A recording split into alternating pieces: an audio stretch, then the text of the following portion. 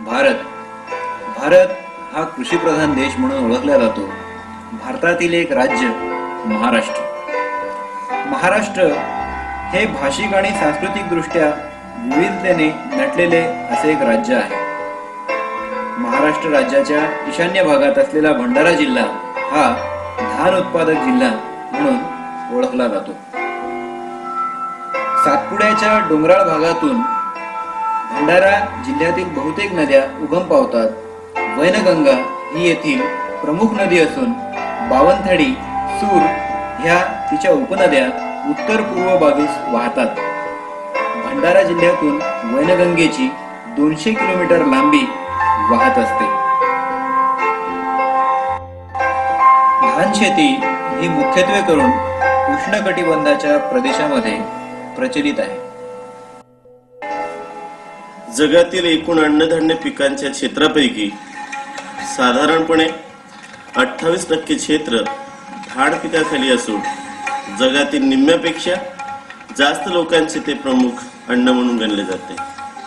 जगातील 60% पेक्षा अधिक लोकांचे मुख्य अन्न जर कोणते असेल तर ते भात होय. खऱ्या अर्थाने धानाचे उगमस्थान आपला भारत देशच आहे असे ग्रीक तज्ञाचे मत आहे. हस्तिनापूर येथे इसवी सन पूर्व 1000 या काळातील धानाच्या अवशेषांचे उत्खनन झाले आहे. जगात आजपर्यंत सापडलेल्या नमुन्यात हा सर्वात जुना नमुना समजण्यात येतो. धान हे तृणधान्य ओरायझा या गडात मोडते. धान जातीचे आयुष्यमान 90 ते 180 दिवसापर्यंत असल्याचे दिसून येते. या पिकाला उष्ण व दमट हवामान मानवते. तसेच सरासरी तापमान 23.9 सेंटीमीटर ते 32.2 सेंटीमीटर असल्यास उत्पादन चांगले येते.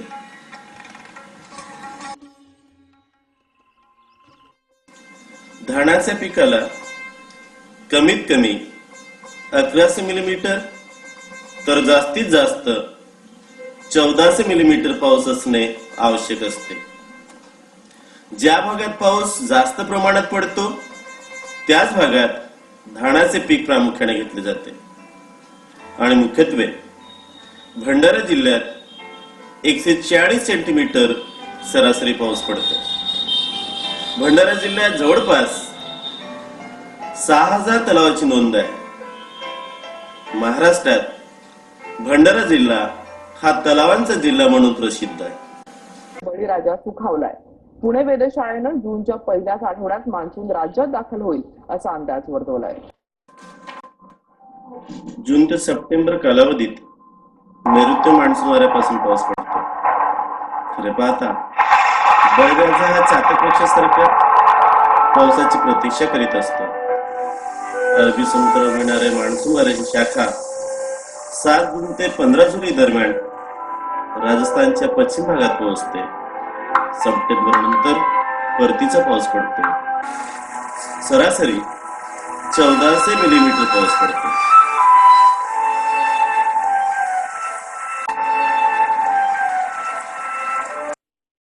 जून, जुलै, ऑगस्ट व सप्टेंबर या 4 महिन्यात पडणारा मोसमी पाऊस कमी जास्त प्रमाणात पडतो. पावसाच्या लहरीपणाचा परिणाम धान उत्पादकांवर होत असतो. जुगारापेक्षाही शेती करणे कठीण असते. जुगारात काही आकड्यांचा अंदाज तरी बांधण्यात येतो, परंतु शेतीत तसे नाही.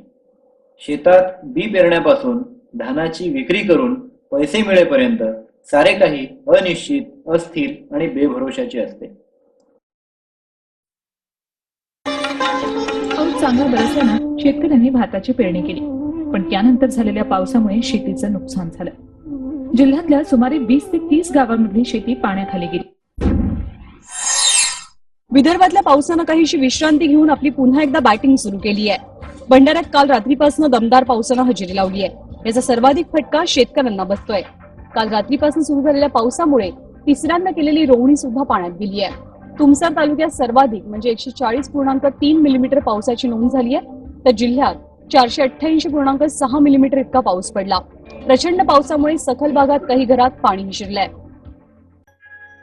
पाऊस केव्हा येईल, किती येईल याचा अंदाज नसतो. पाऊस कमी किंवा जास्त झाला तर धानाची शेती करणे परवडणारी नसते. नैसर्गिक शेती, पावसाचा लहरीपणा यामुळे आजपर्यंत इथला शेतकरी ओल्या सुक्या दुष्काळाच्या चक्रव्यूहातून बाहेर पडण्याचा प्रयत्न करीत होता. सिंचनाच्या सोयी नसल्याने येथे कोरडवाहू शेती केली जात असे. शेतकरी वर्षातील 4 ते 5 महिने शेतात रात्रंदिवस परिश्रम करतो, घाम गाळतो, निसर्गाची, सरकारची किंवा व्यापाराची पर्वा न करता शेती करतो. देशातील लोकांचे तो पोट भरतो आणि त्याच्या नशिबी येते ते काय तर ओला दुष्काळ, कोरडा दुष्काळ व भरून न निघणारा उत्पादन खर्च. धान उत्पादक शेतकरी हा कष्ट करतो, रक्ताचे पाणी करतो, मानवी श्रमाची गुंतवणूक करतो. अशा लोकांचा पोशिंदा मात्र स्वतः कुपोषित राहतो. 80% कोरडवाहू शेतकऱ्यांची स्थिती ही फारच दयनीय व भीषण होती. बसे बसे 2 वेळेचे जेवण, अंगावरचे जीर्ण कपडे, सतत चिंताग्रस्त, सतत कर्जबाजारीपण या दारिद्र्याची त्यांना एवढी सवय झाली की हे आपले नशीबच आहे असे त्यांना वाटत होते.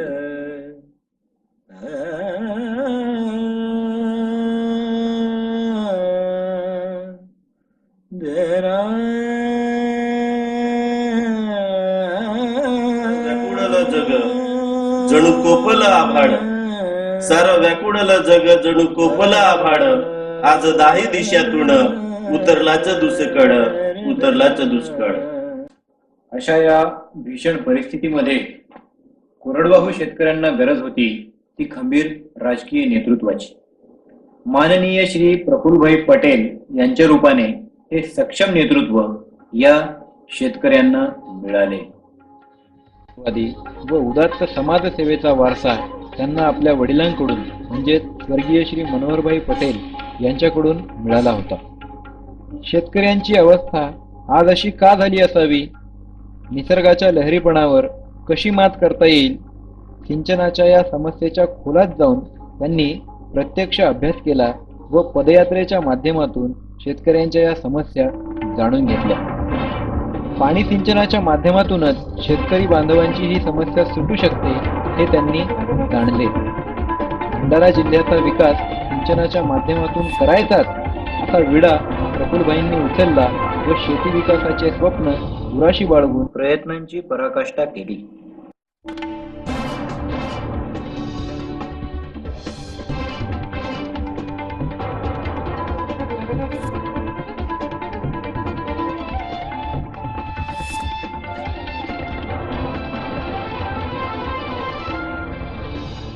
मेंबर श्री प्रफुल्ल कुमार पटेल.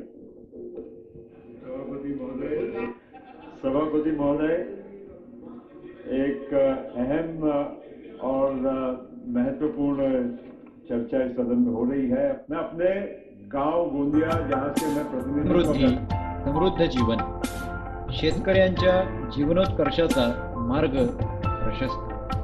हरित क्रांतीचे स्वप्न दृष्टीपथात. नामदार प्रफुल्ल पटेल यांच्या प्रयत्नातून पूर्व विदर्भ सिंचन परिपूर्तीच्या दिशेने.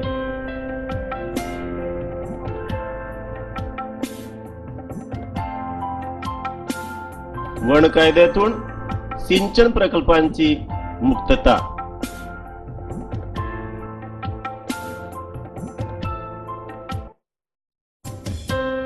एकूण लाभ क्षेत्र 2 लाख हेक्टर. सिंचन प्रकल्पाची 10,000 कोटी रुपयाचे कामे पूर्ण.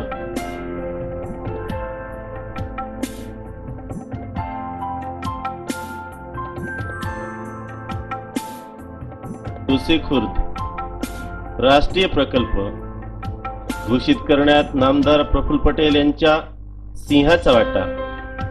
राज्य शासनाद्वारे 1200 कोटी रुपयाचे पॅकेज पुनर्वसनासाठी मंजूर. गोसेखुर्द सिंचन प्रकल्प एकूण लाभ क्षेत्र सुमारे 89,856 हेक्टर.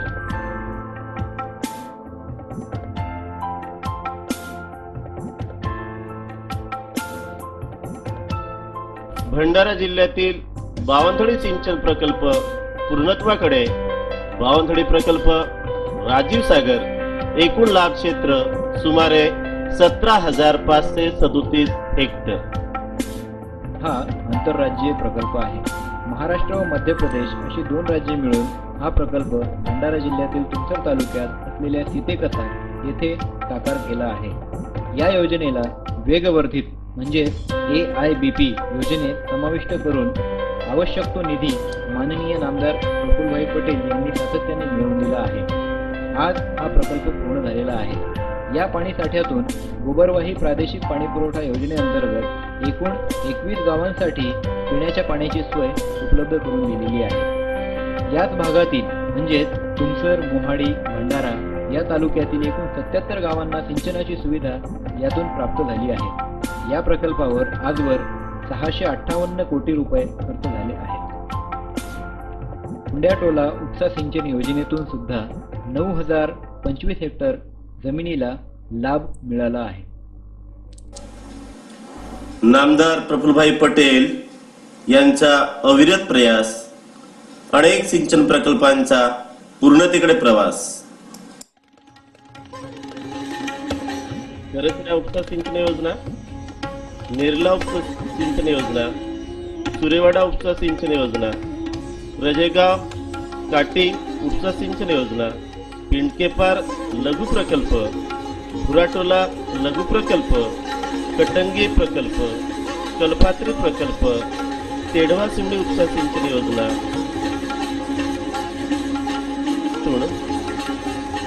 यामुळे भंडारा गोंदिया जिल्ह्यात हरित क्रांतीचे स्वप्न नजीकच्या भविष्यात निश्चितच पूर्ण होईल यात संशय नाही.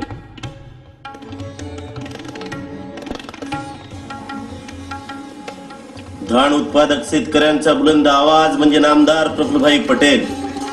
धान उत्पादक शेतकऱ्यांसाठी नामदार प्रफुल्लभाई पटेल यांनी केले बहुमोल कार्य. शेतकऱ्यांच्या ज्वलंत प्रश्नांच्या सोडवणुकीकरिता 300 किलोमीटरची केली पदयात्रा. धान उत्पादक शेतकऱ्यांना 2009 सालापर्यंतची कर्जमाफी मिळवून देणे. भंडारा गोंदिया जिल्ह्यातील 1,86,272 शेतकऱ्यांचे सुमारे 360 कोटी रुपयाचे कर्ज माफ केले. अल्प व्याजदराने धान उत्पादकांना कर्ज मिळण्याची व्यवस्था केली. गेल्या 7 वर्षात धानाच्या हमीभावात सातत्याने भरीव वाढ. सन 2007-2008 मध्ये 645 रुपये पासून सन 2013 ते 2014 मध्ये 1,310 रुपयापर्यंत प्राप्त करून दिले. 2013 मध्ये धान उत्पादक शेतकऱ्यांना 200 रुपये बोनस मिळवून दिले. त्याची निर्यात सुरू करून दिल्याने धान उत्पादकांना चांगला भाव मिळाला. सिंचन क्षमतेत वाढ करण्याचा यशस्वी प्रयास.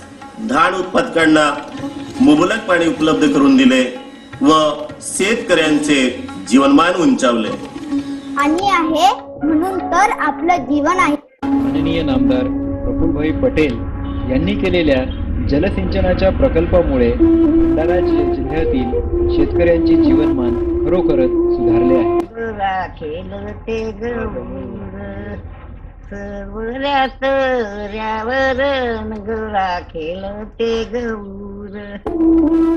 या सिंचन प्रकल्पामुळे शेतीचे निसर्गावरील अवलंबन कमी झाले आहे. पाणी पुरवठ्याच्या सुविधेत वाढ झाली आहे.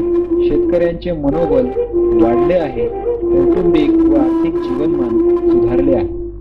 शेतीची उत्पादकता वाढली आहे.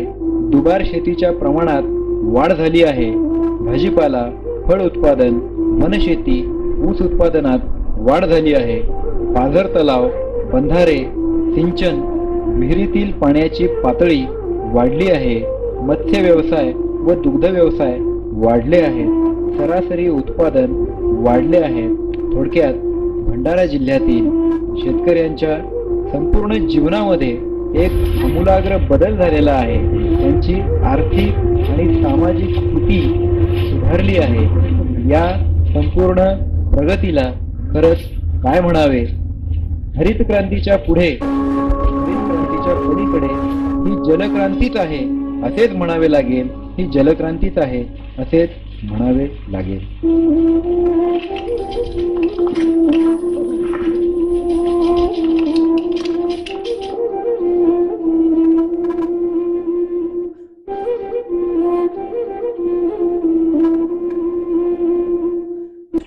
माझं नाव नरेंद्र गणवीर.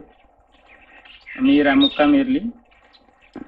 सिंचनाची सुविधा उपलब्ध झाल्या कारणामुळे आम्ही एका पिकाबरोबर दुबार पीक पण घेऊ लागलो आहे आणि त्याच्यामुळे आमच्या या सिंचनामुळे आम्हाला आर्थिक फायदा झाला पण मानसिक समाधान पण लाभत आहे. आणि त्या आर्थिक फायद्यामुळे आम्ही आमच्या मुलाबाळाच्या शिक्षणाकडे लक्ष देत आहे.